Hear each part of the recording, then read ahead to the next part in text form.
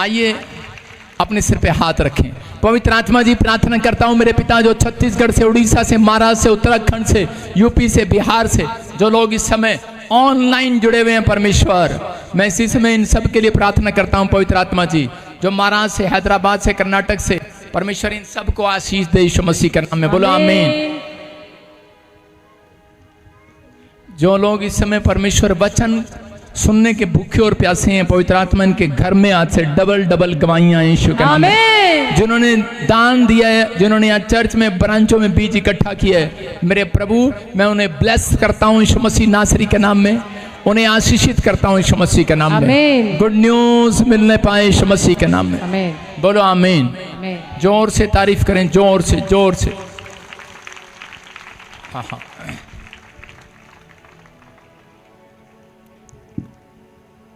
आज का हमारा टॉपिक है कि मैं अपनी गवाही को खराब नहीं होने दूंगा। अपनी गवाही को खराब ना होने दें, बोलो हालेलुया, हालेलुया। सारे बोलो हालेलुया, हालेलुया। कोई मुझे हाथ उठाकर बताए, कोई चाहता है आपकी नई गाड़ी खराब हो जाए? जोर से बोलो नहीं। हूँ हाँ ही कुछ तो करो। घर में भी ऐसे, स्कूल में भी ऐसे, पति के सामने भी ऐसे, सास के सामने भी ऐसे। गऊं हो क्या? हाँ हूं ही का जवाब दो। आप चाहते हो आपकी गाड़ी खराब हो जाए? नहीं। आप चाहते हो आपका सिलेंडर खराब हो जाए? आप चाहते हो आपका बच्चा खराब हो जाए? नहीं। पढ़ाई लिखाई में खराब हो जाए? चाहते हो नया कूलर लेकर आऊं खराब हो जाए? चाहते हो क्या? कोई चाहता है आपका एटीएम खराब हो जाए? नहीं। चाहते हो? तो अपनी गवाही खराब नहीं होने देना। आमीन। समझ में आ गए? आपकी गवाही खराब तो जितने भी आंख से आप आशीषें देखते हो सब खराब। समझ में आया बात? आज इन चीजों का ध्यान रखना है। बहुत सारे लोग अपनी लाइफ में यही गलतियां करते हैं। आज बहुत सारे लोगों के ऊपर जब अलग अलग तरह की सिचुएशन आती है तो उस समय वो निराश होकर, अलग अलग परिस्थितियां, हालात जब खराब होते हैं तो उस समय वो अपनी आत्मिकता को भंग कर लेते हैं और अपनी गवाही को खराब कर लेते हैं। हालेलुया। कुछ लोग निराश होकर अपनी गवाहियों को खराब करते हैं, लेकिन परमेश्वर ऐसे व्यक्तियों से खुश नहीं होता। परमेश्वर ऐसे व्यक्तियों से खुश होता है जो अपनी गवाही को कभी खराब पानी दे, जो अपनी गवाही को कभी खराब नहीं होने देता। बोलो हालेलुया। हम इस समय चाहते हैं कि परमेश्वर आपके हालात बदले, आपकी गवाहियां खराब ना हो। अगर आप चाहते हैं परमेश्वर खुश हो आपसे, कितने लोग चाहते हैं परमेश्वर खुश हो आपसे? चाहते हैं परमेश्वर खुश रहे आपसे? अगर आप चाहते हैं परमेश्वर खुश रहे, परमेश्वर आपसे खुश रहे, तो आपको अपनी गवाही को खराब नहीं होने देना। बस जितने लोग अपनी गवाही को खराब नहीं होने देते, परमेश्वर उनसे खुश रहता है। अगर पवित्र आत्मा आपसे खुश रहा, मैं कह रहा हूं आपको मांगने की जरूरत नहीं पड़ेगी, क्योंकि बाइबल में मांगना उसको पड़ता है जो पवित्र आत्मा को खुश नहीं करता। जो पवित्र आत्मा को खुश करता है, बाइबल बोलती है उसके मांगने से पहले मैं दे दिया करूंगा। आमीन। तुम्हारे मांगने से पहले आएगा आज। आमीन। कह रहा तुम्हारे मांगने से पहले आएगा। Hallelujah, hallelujah. इब्रानियों की पुस्तक 11:5 में हम देखते कि एक ऐसा व्यक्ति है जिसने परमेश्वर को खुश किया। हाँ पढ़ेंगे, देखो क्या लिखा। विश्वास ही से हनोक उठा लिया गया कि मृत्यु को ना देखे और उसका पता नहीं मिला, क्योंकि परमेश्वर ने उसे उठा लिया था और उसके उठाए जाने से पहले उसकी यह गवाही दी गई थी कि उसने परमेश्वर को प्रसन्न किया है। Hallelujah, hallelujah. आप समझ रहे हैं क्यों उठा लिया गया हनोक पृथ्वी से? परमेश्वर ने मौत आने से पहले, कोई बड़ा दुख, बड़ी प्रॉब्लम आने से पहले परमेश्वर ने उसको उठा लिया। बहुत सारे लोग मरते तो सब हैं, लेकिन तड़प तड़प के मरना, मैं कह रहा हूं ये मसीहत नहीं है। बोलो हालेलुया, हालेलुया। समझ में आ रहा है?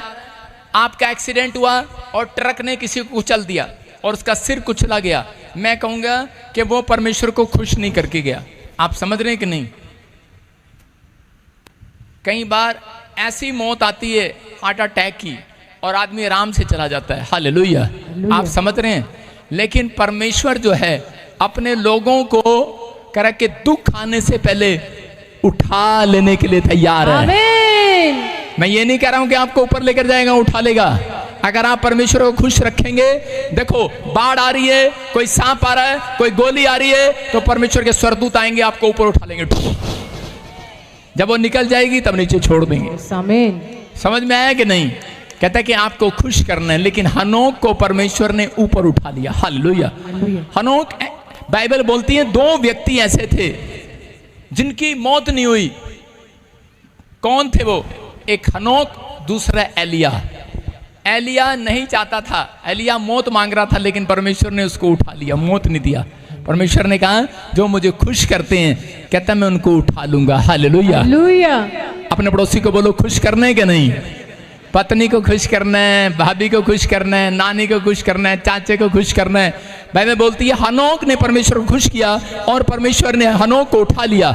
मैं कह रहा हूं एलिया ने खुश किया, परमेश्वर ने उसे जिंदा उठा लिया। यीशु मसीह ने खुश किया, यीशु मसीह को जिंदा उठा लिया। आप समझ रहे हैं कि नहीं? कह रहे हैं कि वो मर के नहीं गया, मर के जी उठा, फिर उठा लिया उसे। बोलो हालेलुया। कह रहा उसके बाद कह रहा याद रखना अंत समय में ये निशानियां होंगी। कहता है कि लोग हाय हाय कर रहे होंगे, लेकिन जो परमेश्वर को खुश कर रहे होंगे, जो पवित्र आत्मा के सामने बुरे हालातों में भी खुश कर रहे होंगे, बुरे हालातों में बने होंगे, हर परिस्थिति में भी हाय नहीं की होगी अपनी जुबान से, परमेश्वर के पीछे चल रहे होंगे ईमानदारी से, कि बुरे समय में भी भोजन ना हो तब भी उन्होंने पाप ना किया हो, वो पवित्रताई से भक्ति से चल रहे होंगे। परमेश्वर एक दिन बादलों पर आएगा और कह रहा उन्हें तड़पने के लिए नहीं, उन्हें उठा लेगा, खुश करने वालों को उठा लेगा, बादलों में उठा लेगा यीशु मसीह के नाम में। पवित्र आत्मा आपसे बात कर रहा है, कहता है कि याद रखना, कहता है अगर आप चाहते हैं परमेश्वर आपको आशीष दे, मैंने कहा वो लोग जो खुश करते हैं परमेश्वर को, वो मौत नहीं देखेंगे, याद रखना। आमीन। बोला हालेलुया। ये समय ऐसा आ रहा है, जो लोग खुश रखेंगे परमेश्वर को, वो मौत नहीं देखेंगे। आप कितनी बाइबल पढ़ते हैं? मुझे कोई जवाब देगा अपनी बाइबल में से? कितनी बाइबल पढ़ते हैं? ऐसा कौन आदमी हुआ जो पैदा ही नहीं हुआ और मौत हुई उसकी? जो जन्मा ही नहीं और मौत हुई उसकी? ऐसा कोई हो सकता है? हाँ भाई, कोई लड़की बताएगी। कौन है बहुत बड़ी बैरिस्टर यहाँ पर? हाँ बताओ, कौन आदमी ऐसा हुआ जो पैदा ही नहीं हुआ और मौत उसने देखी, जो जन्मा ही नहीं हुआ और मौत देखी? वो है आदम। हालेलुया। वो औरत से पैदा ही नहीं हुआ और उसने मौत देखी। हालेलुया। समझ में आया? कहता आपको विश्वास करना है।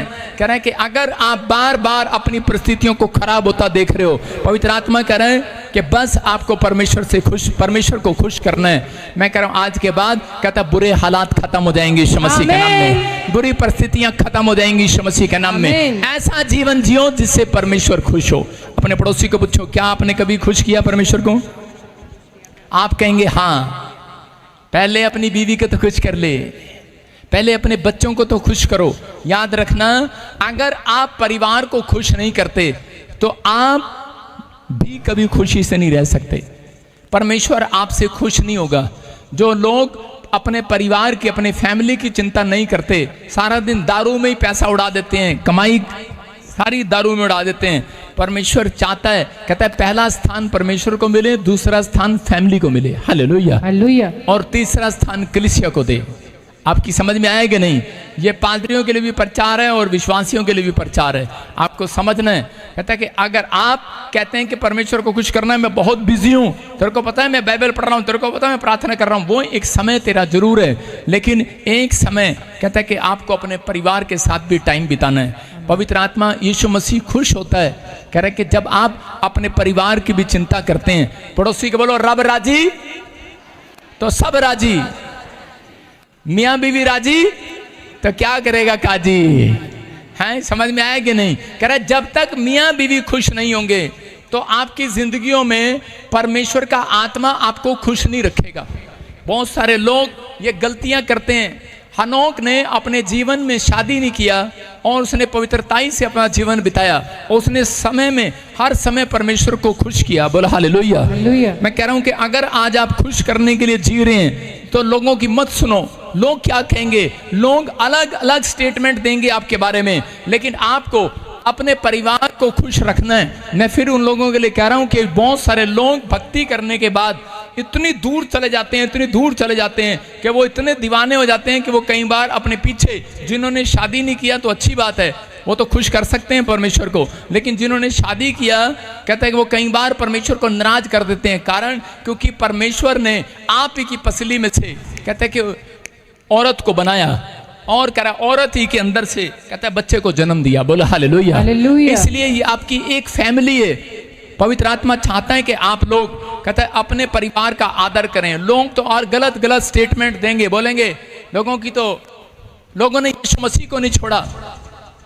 जब यीशु मसीह धरती पर था तो लोग बोलते थे पियक्कड़ है, ये तो दारू पीने वाला है, जादू टोना करने वाला है, ये तो लड़कियों के साथ उठने बैठने वाला है। किसी ने नहीं छोड़ा यीशु मसीह को। मैं कह रहा हूं कि आज गलत गलत स्टेटमेंट देते हैं। औरतें अगर पत्नी सीधी हो तो उसे बोलेंगे गऊ है, अगर आदमी सीधा हो तो उसे बोलेंगे कहते गधा है। हाँ, एक लड़के ने दाढ़ी रख लिया, उसके बाप ने कहा बहुत अच्छा, और बाहर गया, पड़ोसियों ने कहा जंगली कहीं का। उसने मुंडा लिया, पत्नी ने कहा तो स्मार्ट लग रहे हो। दोस्त मिले, कह रहे हिजड़ा लग रहा है। क्या कर सकते हैं? लोग अलग अलग स्टेटमेंट देते हैं आपके बारे में। आप यीशु मसीह में आएंगे, आप प्रार्थना करेंगे, कहेंगे पागल हो गए हैं। आप हालेलुया बोलेंगे, आपको गधे बोलेंगे। लेकिन आपको नहीं पता, पवित्र आत्मा कहता है कि खुश होते हैं जो कह रहा पवित्रताई से जीवन बिताते हैं। आमीन। कह रहा परमेश्वर को खुश करने के लिए जीना, इंसान को खुश करने के लिए नहीं जीना। इंसान क्या कर रहा है, परवाह नहीं करना। मैं कह रहा हूं मैंने अपनी लाइफ में कभी परवाह नहीं किया। लोगों ने मेरे बारे में पता नहीं क्या क्या बोला, लेकिन आज कहता अगर मैं परवाह करता तो यहां ना पहुंचता। आज लाखों लोग यहां आते हैं और ठीक होते हैं यीशु मसीह के नाम में। मैं कह रहा हूं कि अगर आज आप परवाह करेंगे, कि लोगों की परवाह करेंगे, आप ये परवाह करो, क्योंकि बजिंदर सिंह सिर्फ ये परवाह करता है कि यीशु मसीह मेरे बारे में क्या सोच रहा है इस समय, क्या कह रहा है वो इस समय। आपको विश्वास करना है। आपको ये नहीं परवाह करना कि यार लोग क्या कहेंगे, मेरा मुंडा अमेरिका नहीं गया, मेरा मुंडा ऑस्ट्रेलिया नहीं गया, अदा ब्याह नहीं होया। इसका मतलब कह रहा आपको ये परवाह नहीं करना। आपको ये परवाह करना है परमेश्वर की इच्छा किस चीज में। हालेलुया। कहता है कि आपकी चिंताएं, आपकी परेशानियां कई बार परमेश्वर को नाखुश कर देती हैं। इसलिए उसने मत्ती की किताब में कहा चिंता करके ये ना कहना, हेलो, ये ना कहना हम क्या खाएंगे क्या पिएंगे। बोलो ये ना कहना, ना निकले मुंह से। नाना पाटेकर बोलता है, लेकिन आपको समझना है, कहता है कि चिंता करके ये ना कह देना, ये ना कह देना कि हम क्या खाएंगे, हमारा क्या होगा, हमारा क्या होगा। तेरा कालिया कुछ नहीं होगा। सुन रहे हैं कि नहीं? कहता आपको विश्वास करना है। कहता कि आपका क्या होगा क्या नहीं होगा, लेकिन आपको परवाह नहीं करना, परमेश्वर पर भरोसा रखना है। कई बार पत्नियां, उसका पति उसे मारता है तो उसी समय 10 दिन के बाद ही बोलती है माँ, इतनी लंबी आवाज आएगी जैसे भैंस करती है माँ गांव में, मैं नहीं रहना इसका अर्थ। यार क्या हो गया? वेट अपॉन गॉड, धीरज रखो।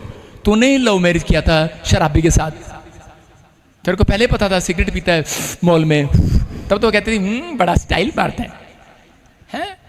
आप क्या कह रहे हैं? आपकी समझ में आ रहा है कि नहीं? कहता है कई बार मसीह लोगों का भी रिश्ता, सबसे ज्यादा तलाक मसीह लोगों के बीच में होता है। आपको बता दूं, शैतान को मालूम है कि अगर पति पत्नी एक रहेंगे, एक तन होंगे, तो जो इनका बच्चा पैदा होगा वो सीधा जय मसीह की बोलेगा। वो जय छोटे की नहीं बोलेगा, वो जय मसीह की बोलेगा। हालेलुया। आपकी समझ में आएंगे नहीं? इसलिए शैतान चिढ़ता है। उसका टारगेट है कि आपकी फैमिली को वो जीरो करे, वो आपके बीच में झगड़े कराए, वो आपके बीच की आपके परिवार की शांति को भंग करे। लेकिन बहुत सारे लोग छोटी छोटी बातों में, औरतों के अंदर आजकल सहनशीलता नहीं रही, लेकिन परमेश्वर चाहता है, कह रहा है कि ये सहनशीलता आपके अंदर होनी चाहिए। बोलो हालेलुया। आदमी हो चाहे औरत हो, लेकिन दोनों को पवित्र आत्मा ने सिखाया बाइबल के अंदर कि वो लोग अपनी चीजों का ध्यान रखें। मैं आपको बता रहा हूं, अपने परिवार की गवाहियों से हम पादरी लोग इसलिए गवाही देते हैं, समझाते हैं लोगों को, ताकि लोगों की समझ में आए। हम कहीं बाहर नहीं जाते। मैं जब छोटा सा था, मैं बचपन से देखता था कि मुझे स्टोरी का पता लगा। मैं अपनी माँ से पूछता था कि मेरे डैडी को मेरी माँ पसंद नहीं थी, और लोग पसंद करके शादी नहीं करते थे। पहले के लोग दादे परदादे बोलते थे चल इसका ब्याह तेरे साथ होना, चाहे वो कैसी भी हो। उसको घूंघट में बिठा देना, घूंघट भी उठा के नहीं देखते थे, अंदर अंधेरा है कि गोरा है। लेकिन घूंघट में बिठा देते थे। अगर पहचानना होता था तो सिर्फ पैरों से पहचानना था, लड़की काली है कि गोरी है। पहले के लोग ऐसे शादियां करते थे, लेकिन उस समय में मेरे बाप का रिश्ता कर रहे थे तो मेरा बाप कह रहा था नहीं नहीं, मुझे तो कोई गवर्नमेंट जॉब वाली चाहिए, पढ़ी लिखी चाहिए।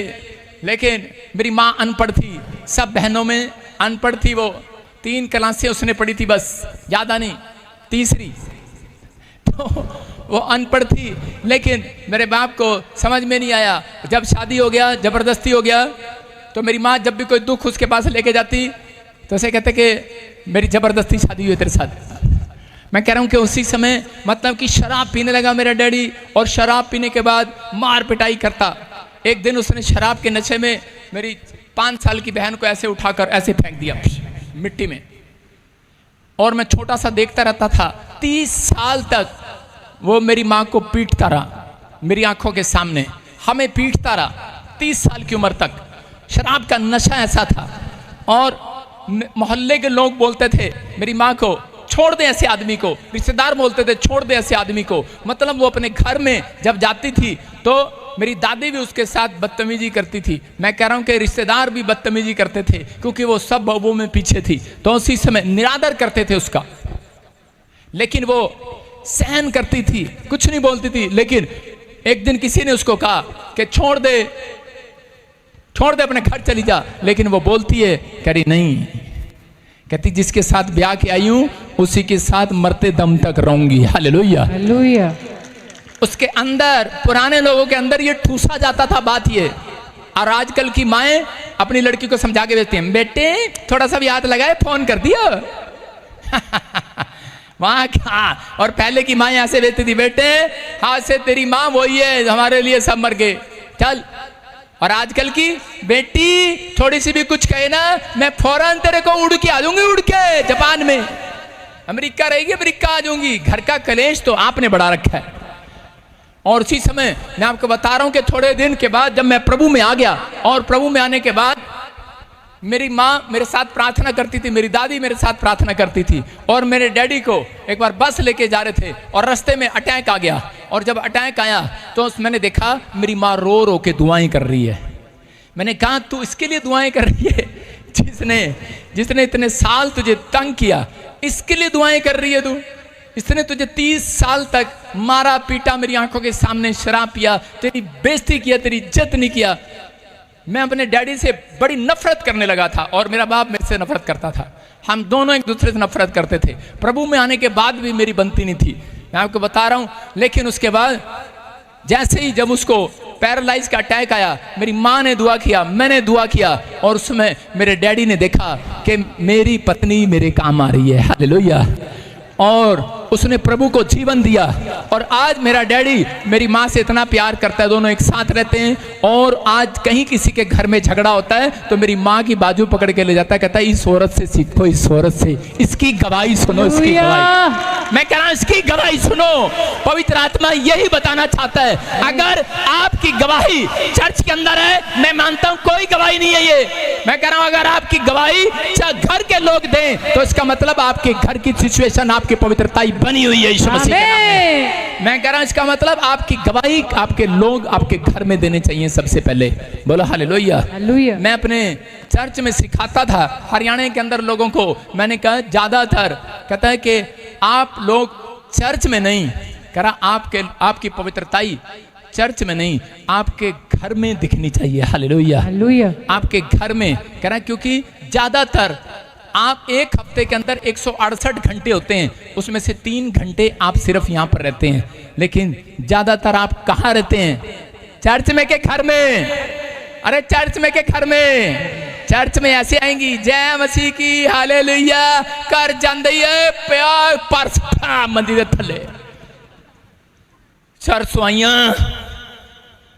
तो आया पानी लिया, पादरी ने पक्खा भी नहीं लाया, अज बड़ा लंबा प्रचार करता, अज ले हैंड भी नहीं की, तो अगे बुला ले, सारे मेरे उत्ते डिगाते करके, कहती सट भी बच गई अज, ते घरे जाएगी ते गुस्सा करेंगी। मैं क्या कह रहा हूं, 168 घंटे में से कहता है आपकी पवित्रताई आपके घर में गवाही आनी चाहिए। आमीन। अपने घर का माहौल ठीक करो पहले। आमीन। कहाँ का माहौल ठीक करो? घर का। घर का माहौल। अगर आपके घर का माहौल ठीक है, मैं कह रहा हूं तुम देश के सरपंच नहीं, गांव के सरपंच से लेके एक दिन देश के प्रधानमंत्री बन जाओगे। आपके लोग आपको आपके घर के लोग आपको गांव में सरपंच बनाते हैं कि नहीं? अरे हाँ के ना? आप ही बोलते ना हमारा बच्चा बहुत सही है, और कई लोगों को आपने सुना होगा हमारा बच्चा बहुत डंगर है, हमारा पति बहुत डंगर है, शराब पीता है। मैं क्या कह रहा हूं, इसका मतलब आपकी गवाही आपके घर में सही होनी चाहिए। दाऊद क्या बोल रहा है भजन संहिता 101 में, देखेंगे, पढ़ेंगे इसके 2 को। मैं बुद्धिमानी से खरे मार्ग में। कौन? जोर से बोलो मैं। अरे जोर से बोलो बकरियों, हाँ भेड़ों, जोर से बोलो। हाँ मैं की आवाज आनी चाहिए, बोलो मैं। हाँ क्या करूंगा? मैं बुद्धिमानी से खरे मार्ग में चलूंगा। मैं बुद्धिमानी से खरे मार्ग में चलूंगा। तू मेरे पास कब आएगा? परमेश्वर तू मेरे पास कब आएगा? हालेलुया। क्या कह रहा है? मैं बुद्धिमानी से चलूंगा, परमेश्वर तू मेरे पास कब आएगा? अपने करे के मैं अपने घर में मन की खराई के साथ चलूंगा। हो देखो कहाँ कह रहा है? घर में। क्या दाऊद चर्च में रहना पसंद नहीं करता? दाऊद जाता है चर्च में, गेट खोलता है, लेकिन वो परमेश्वर को क्या कह रहा है? परमेश्वर मुझे आज पता लगा कि मुझे सक्सेसफुल होने का राज, तुझे खुश करने का राज मुझे आज पता लगा। कहता कि मैं अपने घर में पवित्रता से रहूंगा, मैं अपने घर में अपना कैरेक्टर ठीक रखूंगा, मैं अपने घर में अपना स्वभाव ठीक रखूंगा। कि हम चर्च में तो जय मसीह की बोलते हैं, लेकिन घर जाते हैं हम बदतमीजी करते हैं माँ बाप से, बच्चे बदतमीजी करते हैं, बहुए टूट के पड़ती हैं सास पर। कहा है खाना बना लेना, पोछा मैंने तो कभी नहीं लगाया, तू लगा लेना। मैं क्या कह रहा हूं, पानी खुद खड़ी होके पी लेना। मैं कह रहा हूं हो सकता है आदमी लोग भी बदतमीजी करते हो, लेकिन पवित्रताई का जीवन आपको बाहर जीना चाहिए कि घर में जीना चाहिए? बोलो हालेलुया। कहाँ जीना चाहिए बताओ? घर में। हैं? कहाँ जीना चाहिए? बाहर के घर में। बाहर के घर में। हाँ कहता है घर में, क्योंकि बाइबल बोलती है, कह रहा है कि जिसने अपना घर सजा लिया, कहता तुम मेरा मंदिर हो मंदिर। कह रहा है कि कह रहे आपको अपने घर में परमेश्वर के सामने तमीज से रहना है, क्योंकि बाइबल बोलती है जहां 2 या 3 जन इकट्ठे होकर प्रार्थना करते हैं मैं वहां वास करता हूं। वास। आमीन। परमेश्वर कहां वास करता है? 2-3 जन आपके साथ कहां रहते हैं? घर में। 168 घंटों में से हफ्ते के दिन ज्यादातर लोग आपके साथ घर में रहते हैं, आपके परिवार में रहते हैं। अगर आप तमीज से रहते हैं तो परमेश्वर आपकी जिंदगी में काम करता है। आजकल बहुत सारे लोग जो हैं, आदमी लोग दुखी हैं औरतों से, और औरतें दुखी हैं आदमियों से। मैं बता रहा हूं यहाँ पर 100 में से 90% लोग यहाँ पर ऐसे बैठे हैं। बोला हालेलुया। मैं औरतों के तो हाथ खड़े नहीं कराऊंगा, क्योंकि वो सच्ची में खड़े कर देंगी। कितने आदमी लोग औरतों से दुखी हैं? हाथ खड़े करके बताओ। अरे दिखाओ ना जरा, तनिक कैमरे पे दिखाओ ना, अरे दिखाओ ना कैमरे पे, माड़ा से इधर करके दिखाओ, बस तारा मत दिखाओ। हाँ दिखाओ ना, कौन कौन दुखी है? कितने शरीफ हैं, कैमरे में आ रहे हैं। 1-2 ही दुखी है अपनी पत्नी से। हाँ परमेश्वर दया करना इनके ऊपर। हाँ सुनो, देखो क्या हुआ। एक बार एक आदमी बाबे के पास गया, और बाबे के पास जाके बोलता है, उसने सुना था कि बाबे के पास जाऊंगा। ए चुप कर, अगले वाले ध्यान से सुन, तेरा शादी नहीं हुआ अभी। एक आदमी बाबे के पास गया, और उसी समय जाकर कहने लगा जी, जंगल में बैठा वो बाबा, और बड़ी लंबी लाइन लगी हुई, और जंगल में जाकर कहने लगा, कह रहा बाबा जी, कह रहा मेरी पत्नी के लिए कोई चीज दे दो और वो मेरे वश में हो जाए। उसने कहा क्या हुआ? कहता मेरी पत्नी मेरे कंट्रोल में नहीं है, मेरा कहना नहीं मानती। बाबे ने खड़े होकर उसको 2 लात मारी, कह रहा भाग जाए यहाँ से। कहता बेवकूफ, मेरी पत्नी मेरे वश में होती मैं जंगल में बैठा होता। आपकी समझ में आ रहा है कि नहीं? आपकी में आया कि नहीं आया? हालेलुया। हालेलुया। हाँ मेरी तो आ गया। हालेलुया। आपको समझना है।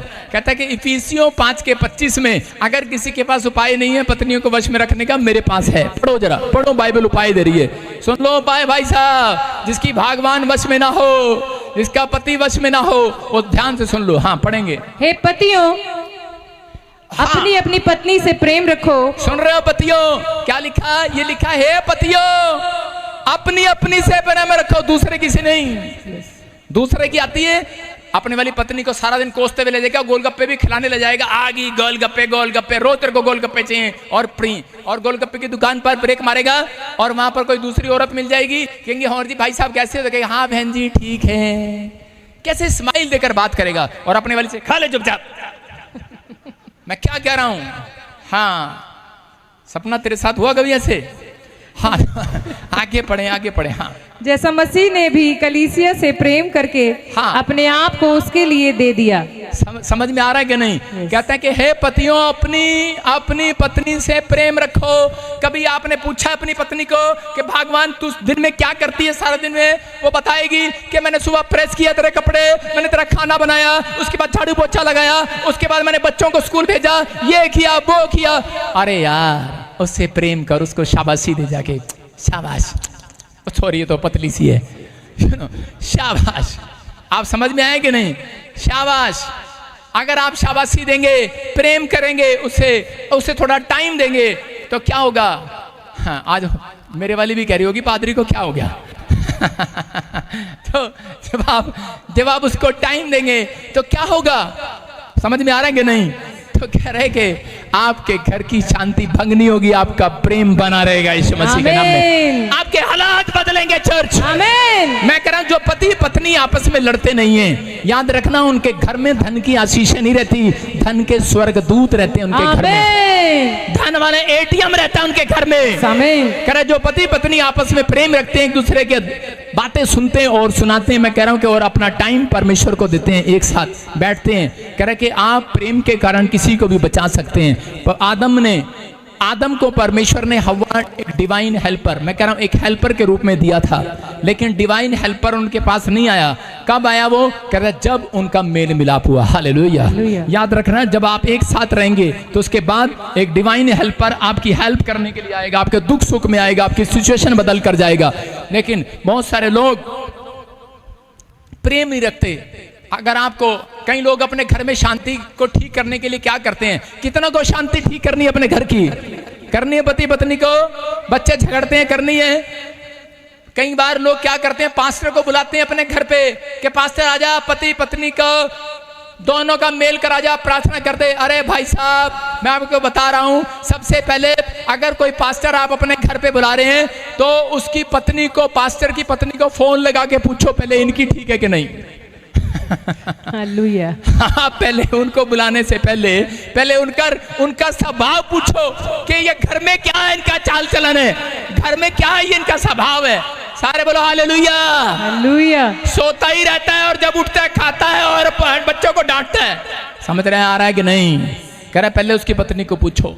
एक बार ऐसे ही एक पादरी प्रचार कर रहा था और उसकी पत्नी बोरी बिस्तर लेके सिर पे आ गई, चली आ रही।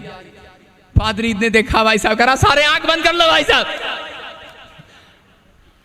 और चर्च वाले लोग कह रहे यार प्रचार के बीच में आंख बंद क्यों करा रहा पादरी? और आपको पता ही है सारे चालू होते हैं, एक आंख बंद एक आंख खुली है, क्या हो रहा है?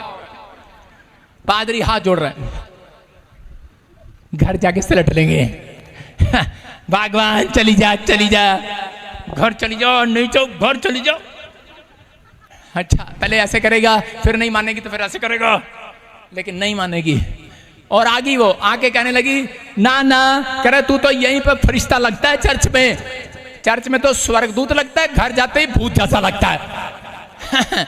मैं क्या कह रहा हूं? कह रहा है कि आजकल के आदमी मसीह लोग कहता है आप जब तक पत्नी के ऊपर कह रहा है कंट्रोल करना चाहते हैं तो पहले अपनी आत्मा पर कंट्रोल करो। कहता है कि आप अपने स्वभाव पर कंट्रोल करो। कहता है कि अगर आप अपना रिश्ता ठीक करेंगे तो परमेश्वर, तेरा कैमरा नहीं चल रहा बदतमीज, जब आप अपने ऊपर कंट्रोल करेंगे, मैं कह रहा हूं परमेश्वर आपके ऊपर कंट्रोल करेगा। याद रखना, आपके लीवर पर कंट्रोल करेगा, आपकी किडनियों पर कंट्रोल करेगा, आपके बिजनेस पर कंट्रोल करेगा, हर शैतानी ताकत को कंट्रोल में रखेगा, हर उजाड़ने वाली आत्मा को कंट्रोल में रखेगा, हर बहस कराने वाली, हर झगड़ा कराने वाली, कोर्ट कचहरी कराने वाली, घसीटने वाली आत्माओं को कंट्रोल में करेगा मेरा परमेश्वर। आज विश्वास है कि नहीं?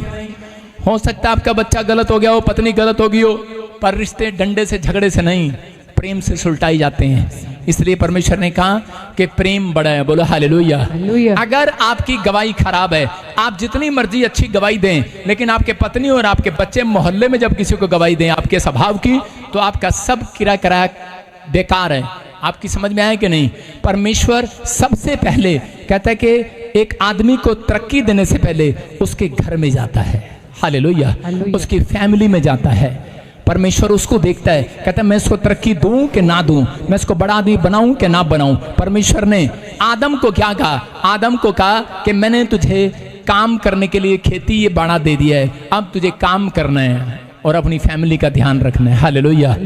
लेकिन कहता है कि बहुत सारे लोग ध्यान नहीं करते। आदमियों को परमेश्वर ने औरत इसलिए दिया, ये नहीं इसलिए दिया कि वो आपकी हेल्पर है और वो आपके शरीर का अंग है। परमेश्वर ने कहा, कहता है कि तुम्हारा पति हेड है, हेड जैसे तुम्हारा पति सिर है, कहता है ऐसे ही कहता है कि औरत भी तुम्हारे शरीर का अंग है।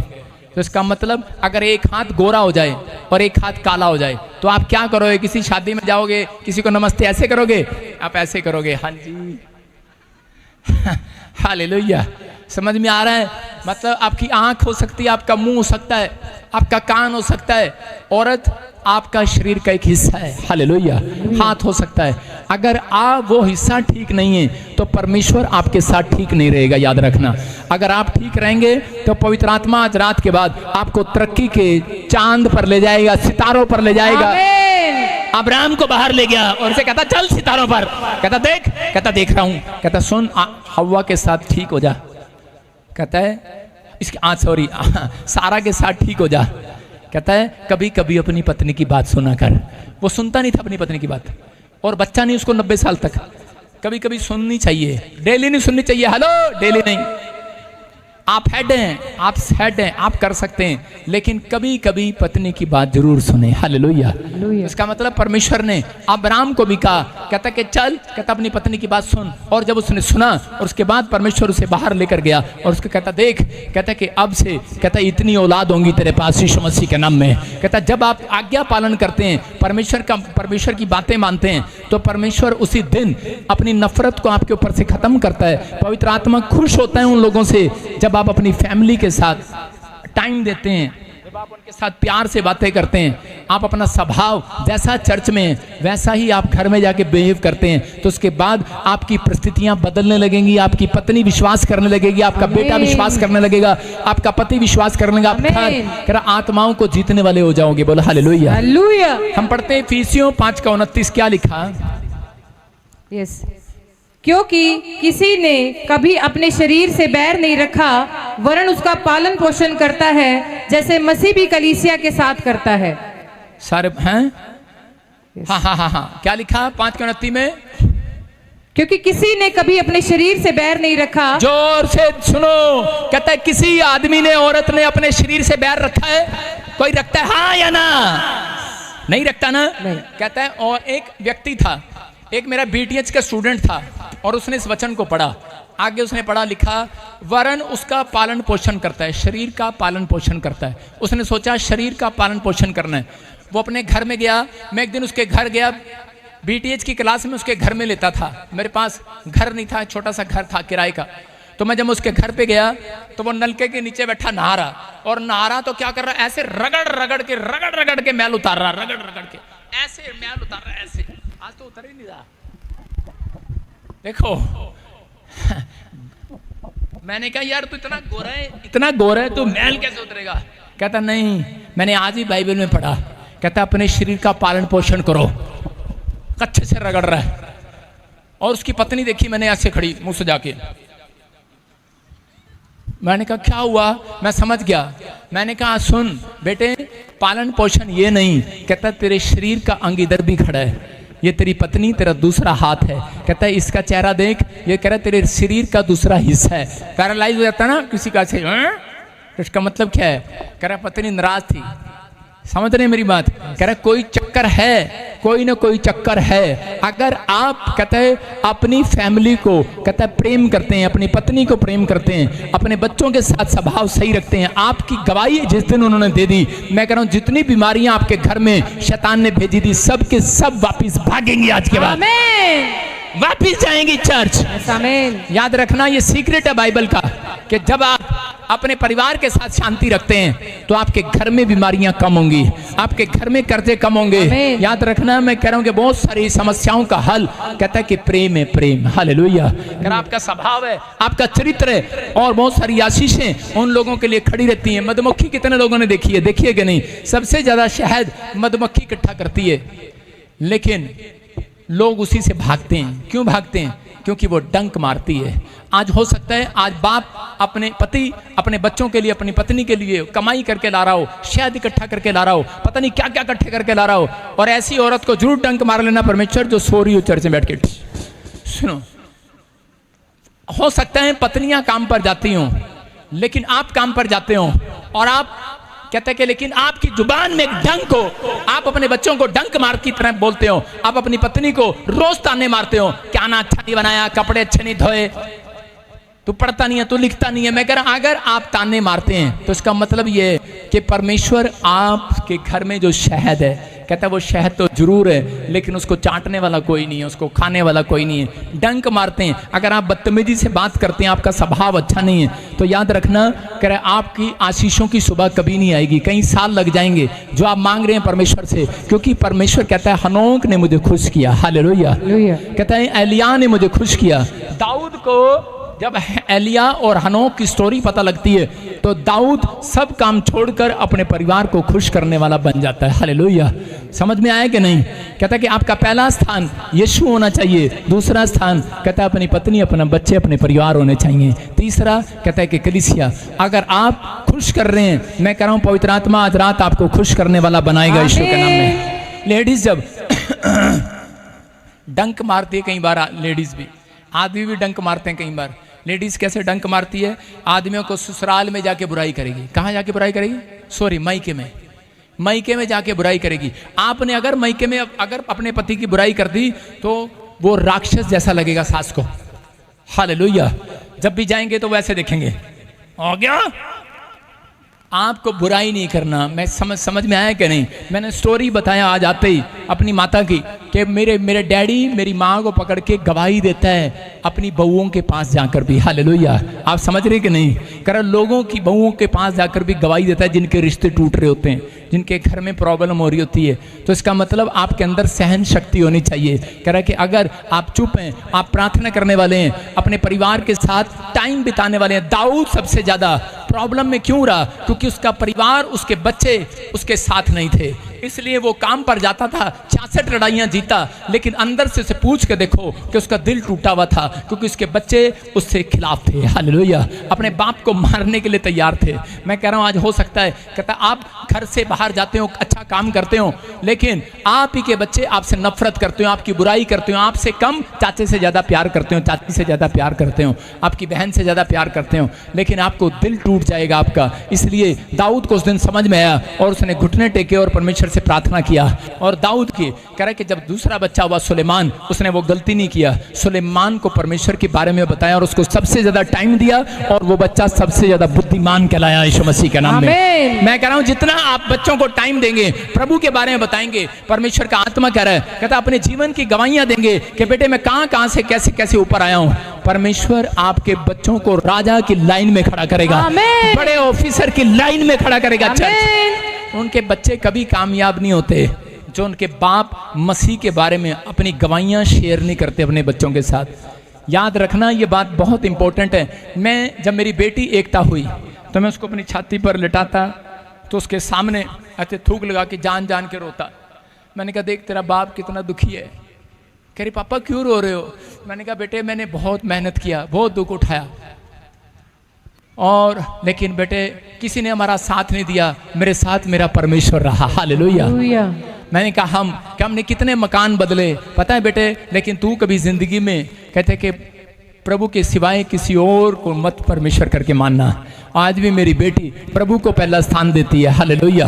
मैं क्या कह रहा हूँ, मैं कह रहा हूँ कि आप कर अपने बच्चों के साथ ऐसी ऐसी गवाहियाँ शेयर करो। आप कहते हैं कि नहीं बच्चों का दिल टूट जाएगा, बच्चे ऐसे हो जाएंगे। आप अपने दुखड़े मत रहो, आप परमेश्वर की कहानियां उन्हें सुनाओ। आपके बच्चे आज से इतिहास रचने वाले हो जाएंगे।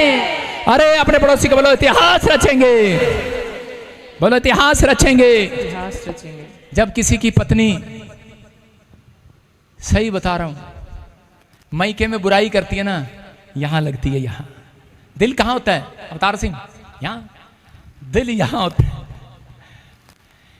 कैसे यहां लगती है? दिल पर लगती है। जिस दिन पहली बार उसे देखा था सगाई में, तो यहां लगी थी। लेकिन जब बुराई करी तब भी यहां लगी। जब 6 महीने बीत गए, उसके बाद जब उसने डंक मारा, सीधा यहां लगा। और आपको पता है आदमी जाता कहां से है? यहीं से जाता है। बातें पता लगता है पति को अटैक हो गया, दिल पे हाथ रख के चला गया। यहीं से पसंद करी थी, यहीं से सिर पे बिठाया, यहीं से लेके चला गया। आपको समझना है, आपको विश्वास करना है। पवित्र आत्मा आज रात आपके घर में कहता है एक कभी दिल टूटने नहीं देगा चर्च। आमीन। आपके घर के रिश्ते टूटने नहीं देगा चर्च। आमीन। आपके रिश्तों को बनाएगा। आमीन। आपके फैमिली का प्रेम बनाएगा। आमीन। ये भविष्यवाणी आज रात के बाद जिनके संबंध बिगड़े हुए हैं फिर से सही हो जाएंगे। आमीन। आपका घराना आशीषित होगा चर्च। आमीन बोलने वाले चर्च। आमीन। तैयार हो के नहीं? यस। अपने पड़ोसी को बोलो डंक मारना छोड़ दे। यहाँ पे वॉलंटियर भी डंक मारते हैं। कहां जा रहा? सुन रहे कि नहीं? आप डंक मारना छोड़ दें। अगर आप डंक मारने, अगर मैंने जिस दिन डंक मार दिया ना, उस दिन एक भी चर्च में नहीं मिलेगा। मैंने अगर जिस दिन चाटा मार दिया किसी को, या गेट पे खड़ा होकर डंक मार दिया, क्या आप मेरे चर्च में आओगे? चुप, नहीं आओगे। तुम्हें तो पता लग गया है मेरे चांटे में 1000 है। जो पहली बार आएगा वो भाग जाएगा। समझ रहे कि नहीं? समझ में आया कि नहीं? हाँ कि ना? तो अगर आप किसी के साथ आप डंक मारेंगे अपनी जुबान से, तो आपके पास कोई नहीं आएगा। इसलिए देखो प्यारा लाल की माँ ने कि ये डंक ना मारे किसी को। देखो कहाँ बैठा, दिखाओ इसको, इसको दिखाओ। इसकी माँ ने इसका नाम प्यारा लाल रख दिया। जोर से ताड़ी बजाओ प्यारे लाल के लिए। ये रहा प्यारा लाल। यार कहाँ है? नीचे बैठा। ये रहा प्यारा लाल। क्या नाम है आपका? दौड़ के आओ। क्या नाम है आपका? प्यारा सिंह। प्यारा सिंह। सिंह। प्यारा लाल। लाल जो आपने प्यारा लाल। हालेलुया। आपकी समझ में आ रहा है कि नहीं?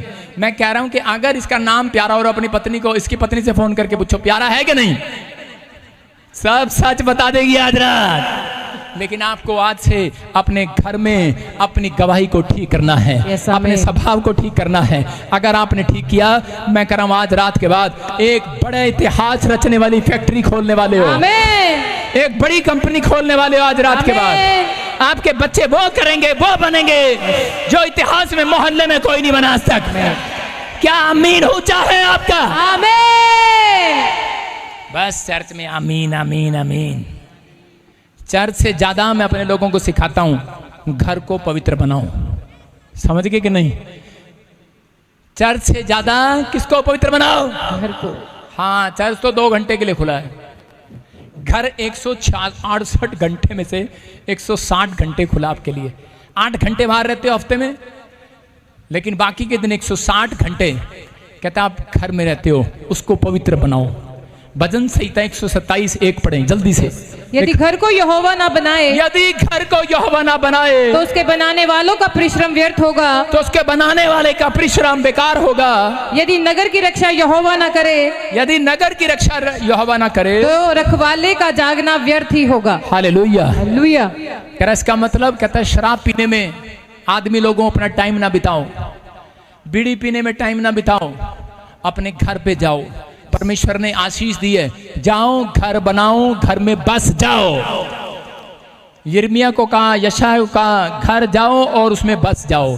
घर बनाओ और उसमें बस जाओ। और भजन संहिता 127:1 में क्या कहा? यदि घर को यहोवा ना बनाए। अगर परमेश्वर आपको फैमिली ना दे, घर जब बनता है जब आपकी पत्नी और आपके बच्चे होते हैं। सुन रहे हो?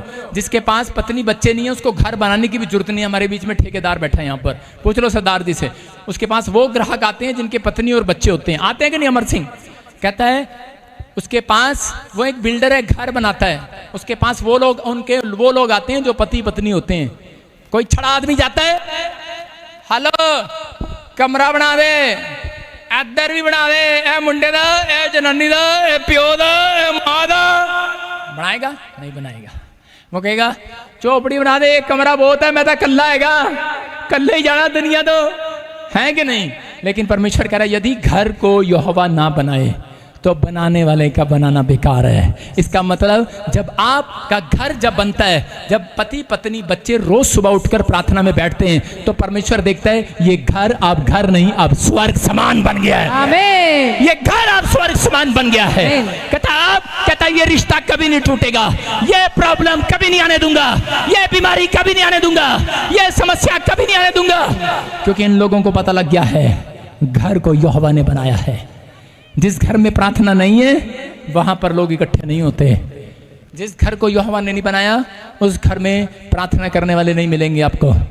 जिस घर को यहोवा ने बनाया है उस घर में प्रार्थना करने वाली औरत मिलेगी, प्रार्थना करने वाले बच्चे मिलेंगे, प्रार्थना करने वाले पति मिलेंगे, और इकट्ठे बैठेंगे और यहोवा देख कर कहेगा ये घर नहीं, ये स्वर्ग है, स्वर्ग। आमीन।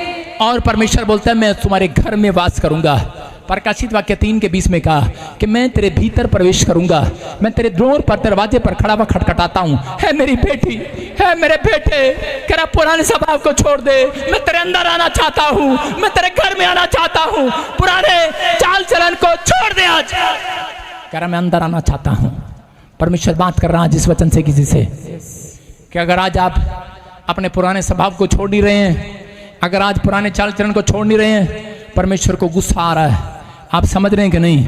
अगर परमेश्वर को गुस्सा आ गया, मैं कह रहा आप कहीं के नहीं रहेंगे। लेकिन अगर आज आपने इस वचन को सुनकर अपने घर का, अपने मन का माहौल ठीक कर लिया, मैं कह रहा हूं गुड न्यूज पर गुड न्यूज आएंगे। आमीन। मैं आपको लिख लो अपनी डायरी में, पति पत्नी का संबंध जब खराब है तो आपका संबंध कैसे ठीक होगा? पति पत्नी का संबंध अगर ठीक है, परमेश्वर उसको पति पत्नी नहीं बोलता, उसको घर बोलता है, घर। जिसके बच्चे वहां बैठते हैं परमेश्वर उसको घर नहीं बोलता, फैमिली बोलता है, फैमिली। कहता है ये स्वर्ग समान है, और कहता है इस घर में मैं रहूंगा। जिस घर में परमेश्वर रहे, सुनो, जिस घर में शेर रहे बिल्ली आ सकती है? जिस घर में शेर रहे कुत्ता आ सकता है? जिस घर में परमेश्वर रहे क्या दुख बीमारी आ सकती है? भाग रही है आज से यीशु मसीह के नाम। बोलो आजा मेरे घर में, बोलो पवित्र आत्मा मेरे घर में आ, मेरे दिल में आ, मेरे बिजनेस में आ, मेरे जीवन में आ। मैं कह रहा आमीन। आमीन बोलने वाले बुला रहे हैं बस। आमीन। जो सो रहे हैं उन्होंने नहीं बुलाया आज, जो हालेलुया बोल रहे हैं वो बुला रहे हैं आज। हालेलुया। नंबर 1 कहता है संबंध कैसे ठीक होंगे बिगड़े हुए? जब दोनों को गुस्सा आए तो एक दूसरे को माफ करो। आप माफ नहीं करते। एक औरत चर्च में 2 बार प्रार्थना कराया मेरे से, 3 बार ले हैंड कराया, 4 बार कराया, कमर का दर्द नहीं गया, पेट का दर्द नहीं गया, कंधे का दर्द नहीं गया। मैंने प्रभु से पूछा, प्रभु ने कहा इसको बोल अपने पति को माफ कर दे। मैंने कहा बहन अपने पति को माफ कर दे। कहती नहीं करूंगी उसको। मैंने कहा कहाँ है? बोलती है उसी बेशरम की वजह से मेरी कमर में दर्द हुआ। कहती मैंने कहा संदूक को इधर खींचने में हाथ लगा दे। कहता बने आप सरकार ले, टाइम नहीं है। और चीज में कहती मैंने अकेली ने खींचा और मेरी कमर में दर्द हो गया। लेकिन उसने जब माफी मांगी, मैंने प्रेयर किया, उसी से मैं कमर का दर्द भाग गया यीशु मसीह के नाम। आपकी समझ में आया कि नहीं?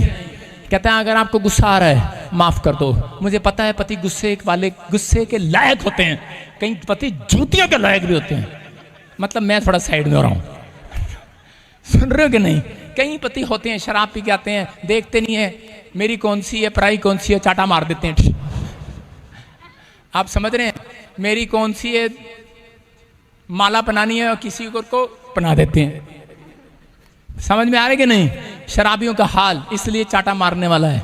एक आदमी था, शराबी था, सगाई में गया, शादी में गया, शराब पी रखी है, नशा कर रखा और ऊपर से हुक्की खा रखी, भांग भी पी रखी है। और जी माला डालनी है तुझे पता है, सामने खड़ी हो दोनों, माला डालनी है होने वाली पत्नी को, और आजकल सालियां भी ऐसे सज धज के आती हैं जैसे शादी उसकी हो रही हो, और भाई साहब जाके माला डाल दी साली को, पत्नी ने जूती निकाल ली और मतलब इधर कोई खड़ा है, धड़ाक धड़ाक धड़ाक बढ़ जाए। आप समझ रहे हैं, कह रहे कहीं तो जूतियों वाले काम करते हैं, लेकिन अगर आपने को गुस्सा है आज माफ कर दो, आपके प्रेम फिर से आ रहा है यीशु मसीह के नाम में। कोई बहुत बड़ी गलती कर दी उसने, माफ कर दो आज। कोई आपकी पत्नी ने बहुत बड़ी गलती कर दी हो, हाथ उठाओ, माफ कर दो आज। मैं क्यों करा रहा हूं चर्च, बेशर्मो मेरे सामने तो कर दो। मैं कह रहा हूं अगर आप कर दोगे आज, कोई डिवाइन हेल्पर जाएगा मदद करने के लिए आपके घर में, कोई एंजल जा रहा आज आपके घर में, कोई बड़ा काम हल करके आएगा चर्च आज। आमीन। आपकी जब तक नहीं बनेगी परमेश्वर आपके घर नहीं जाएगा। सुनो, ये हल है, हल देखो, हल हल देख रहे हो, हल हल में दो बैल रखते हैं कि नहीं, लेकिन इधर पति को जोड़ दिया, इधर पत्नी को, क्या हल चलेगा? नहीं चलेगा, क्योंकि एक इधर गधा है एक बैल है, एक गधी है एक बैल है। वो हल कब तक नहीं चलेगा जब तक दोनों एक नहीं होंगे। हालेलुया। जब दोनों की आत्मा एक नहीं होगी, मन एक नहीं होगा, विचार एक नहीं होंगे, तब तक वो तरक्की नहीं करेंगे। इसका मतलब पति पत्नी जब एक होते हैं, याद रखना उनके बिजनेस अंबानी की तरह होंगे यीशु मसीह के नाम में, टाटा बिरला की तरह होंगे यीशु मसीह के नाम में। मैं कह रहा हूं दूसरों का नाम क्यों मशहूर करें, PBSM की तरह होंगे यीशु मसीह के नाम में। कह रहा है कि आपकी तरह होंगे यीशु मसीह के नाम में, WWW की तरह होंगे। समझे मेरी बात? कहता आपको समझना है, 5 बातें ध्यान से लिख लेना है। गुस्साएं तो माफ करना है, सॉरी बोलने में देर नहीं करना। मैंने देखा है ज्यादातर आदमी लोग सॉरी नहीं बोलते, औरतें बोलते रहेंगी सॉरी, आदमी क्या ठीक है सॉरी, आदमी कभी नहीं सॉरी बोलेगा। कई बार औरतें सॉरी नहीं बोलती, हमने कोई गलती नहीं की। मैं कह रहा हूं अगर आप मांग भी लेंगे आप छोटे नहीं होने वाले, लेकिन आपके घर का रिलेशन ठीक होने वाला यीशु मसीह के नाम में। आज लोग एक घर के नीचे रहते हैं, एक छत के नीचे रहते हैं, लेकिन उनका आपस में निजी रिश्ता नहीं है। लोगों के फिजिकल रिलेशन नहीं है पति पत्नी के। यहां पर मैं दावे के साथ कह सकता हूं, यहां पर लोग बैठे हैं, औरतें आएंगी और अभी बताएंगी हम पति पत्नी तो एक छत के नीचे तो रहते हैं, लेकिन कई साल हो गए हमारा कोई रिलेशन नहीं आपस में। कारण कहते हैं आप, परमेश्वर ने कहा, कहते हैं कि पति पत्नी एक तन होंगे, आपस में रहेंगे, और परमेश्वर उनके साथ रहेगा, उन्हें आशीष देता रहेगा, उन्हें ब्लेसिंग देगा। कहता है जब आपका प्रेम बना रहेगा, आपकी शांति बनी रहेगी। मैं कह रहा हूं कि जब आप, कहता है कि इन चीजों को सोचेंगे, सुनो सब कुछ, कहता है कि फिजिकल रिलेशन ही नहीं है, सब कुछ क्या है, कहता है कि आपके अंदर एक आत्मिक रिश्ता होना चाहिए, आपके अंदर अपने पति के लिए इज्जत होनी चाहिए, आपके लिए, कहता है कि तीसरी बात, कहता है अपनी पत्नी की दूसरों के सामने बेइज्जती ना करें। अगर आपके रिलेशन में, चौथी बात, कहता है कोई तीसरा समझाने वाला ना आना चाहिए। कहता है ऐसे झगड़े आपको तीसरे व्यक्ति को बुला कर नहीं सुलझाने, खुद सुलझाने हैं। दूसरों के सामने इज्जत करो, अपनी पत्नी से प्रेम रखो और पत्नी पति के अधीन रहे। परमेश्वर का आज रात के बाद कहता है मिराइकल पर मिराइकल होंगे, आमीन। बड़े बड़े काम हल होंगे। मुझे 2 लोग अच्छे लगते हैं बाइबल में, एक यूसुफ और एक हनोक। क्योंकि यूसुफ ने एक शादी किया। मैंने परमेश्वर को पूछा, परमेश्वर यूसुफ को तूने प्रधानमंत्री क्यों बनाया? कहता है इसने मुझे खुश किया। मैंने कहा वो कैसे? कहता जब लोग 1000 पत्नियां कर रहे थे, सुलेमान 1000 पत्नियां कर रहा है और यूसुफ की एक पत्नी है। कहता लोग राजा महाराजा 10-10, 20-20, 100-100 पत्नियां कर रहे हैं, लेकिन उसकी एक है। हालेलुया। तो परमेश्वर ने कहा, कहता सुलेमान तो 1000 पत्नियों के नाम ही गिनता रह जाएगा, देश को क्या चलाएगा? कहता लेकिन ये यूसुफ कह रहा है कि ये देश को चला सकता है। हालेलुया।